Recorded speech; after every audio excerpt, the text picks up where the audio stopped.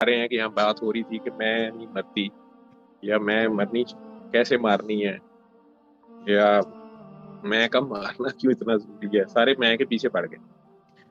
اور میں بھی ایسی ہے کہ یہ نہیں مرتی ہو، ٹھیک ہے، اور خام خواہ آپ مارتے رہیں جب اللہ کو نہیں چاہیے تو اس کا بھی کوئی فائدہ نہیں ہے. جہاں پر جب وہ چاہتا ہے وہاں میں مارنی ہوتی ہے، جس لیول کی، جس جگہ کی. تو کہتا ہے میں تمہیں آزماؤں گا تمہاری جان سے، مال سے، اولاد سے، بھوک سے، خوف سے. اور وہاں وہ دیکھتا ہے پھر کہ میرا بندہ کیا کرتا ہے.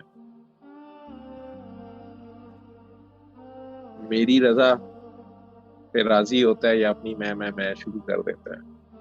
میری رضا پہ قربان ہو جاتا ہے، میری رضا پہ اپنی عزیز ترین چیز جو ہے وہ قربان کرتا ہے یا نہیں کرتا ہے، اس سے دوری اختیار کرتا ہے.